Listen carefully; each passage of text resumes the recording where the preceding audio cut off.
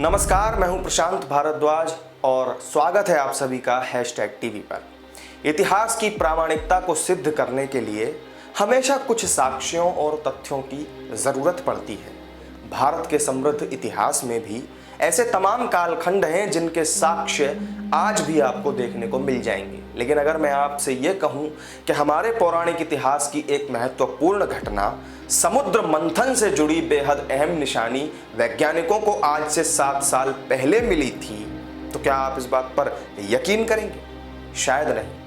लेकिन इस वीडियो में मैं आपको जिन साक्ष्यों और तथ्यों से रूबरू करवाने जा रहा हूं, उसके बाद आप इस पर जरूर यकीन करेंगे। और जो लोग इन पौराणिक कथाओं को महज कहानी या कपोल कल्पना मानते हैं, उनकी भी आंखें खुल जाएंगी। इसलिए ये वीडियो अंत तक जरूर देखते रहिएगा।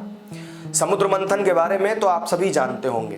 दुर्वासा ऋषि के श्राप के कारण दानवों से हुए युद्ध में अपना स्वर्गलोक, अपना धन वैभव, सब कुछ गंवा चुके देवता जब त्रिलोकपति भगवान विष्णु की शरण में पहुंचे, तो उन्हें विष्णु जी ने अमृत हासिल करने के लिए दैत्यों के साथ मिलकर समुद्र मंथन करने की सलाह दी थी।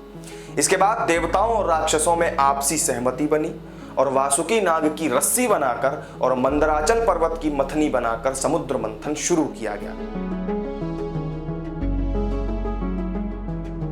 आज से करीब 7 साल पहले एक रिसर्च के दौरान वैज्ञानिकों को इसी समुद्र मंथन से जुड़ा एक बड़ा और अहम सबूत मंदराचल पर्वत दक्षिण गुजरात में समुद्र के अंदर से मिला। जी हाँ, वैज्ञानिक परीक्षण के आधार पर इसकी पुष्टि भी हो चुकी है। समुद्र मंथन वाला मंदराचल पर्वत होने का दावा वैसे तो बिहार के भागलपुर में किया जाता है, जिस पर आज भी किसी नाग की आकृति दिखती है। और हैरानी की बात तो यह है कि सूरत के पिंजरत गांव के समुद्र में मिला पर्वत भी बिहार के भागलपुर में विराजित मूल मानधार शिखर के जैसा ही है। यानी कि गुजरात और बिहार में जो पर्वत है वो एक जैसा ही है। दोनों ही पर्वत में ग्रेनाइट की ज्यादा मात्रा है। इस पर्वत के बीचों बीच नाग की आकृति भी मिली।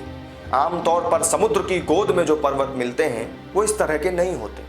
इस वैज्ञानिक शोध का नेतृत्व कर रहे सूरत के आर्कियोलॉजिस्ट डॉक्टर मितुल त्रिवेदी ने कार्बन टेस्ट के परीक्षण के बाद यह निष्कर्ष निकाला। उन्होंने दावा किया कि यह समुद्र मंथन वाला मंदराचल पर्वत ही है। ओशनोलॉजी ने अपनी वेबसाइट पर इस तथ्य की आधिकारिक रूप से पुष्टि भी की। गुजरात के सूरत शहर में ओलपाड से लगे पिंजरत गांव के समुद्र में 1988 में प्राचीन द्वारका नगरी के अवशेष मिले थे। डॉक्टर SR राव इस साइट पर शोध कार्य कर रहे थे। सूरत के मितुल त्रिवेदी भी उनके साथ थे। एक विशेष कैप्सूल के जरिए डॉक्टर राव के साथ मितुल त्रिवेदी भी समुद्र के अंदर 800 मीटर की गहराई तक गए थे। तब समुद्र के गर्भ में एक पर्वत मिला था। इस पर्वत पर घिसाव के निशान नजर आए। ओशनोलॉजी डिपार्टमेंट ने पर्वत पर गहरा रिसर्च शुरू किया, स्टडी शुरू की। पहले तो यह माना गया कि घिसाव के निशान पानी की तरंगों के वजह से हो सकते हैं, लेकिन फिर स्पेशल कार्बन टेस्ट किए जाने के बाद यह पता चला कि यह वही मानदार पर्वत है जिसका पौराणिक काल में समुद्र मंथन के लिए इस्तेमाल किया गया होगा।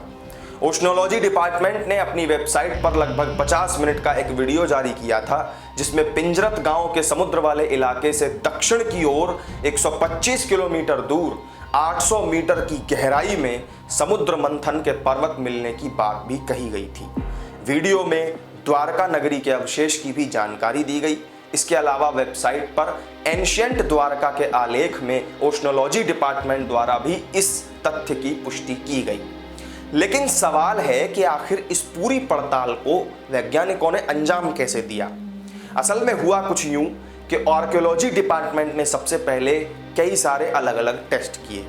इनसे ये बात साफ हो गई कि पर्वत पर नजर आ रहे निशान जल तरंगों की वजह से तो नहीं पड़े हैं। इसके बाद absolute method, relative method, written markers, as equivalent stratigraphic markers और स्ट्रेटिग्राफिक रिलेशनशिप्स मेथड और लिटरेचर, इसके अलावा रेफरेंसेस का भी सहारा लिया गया था।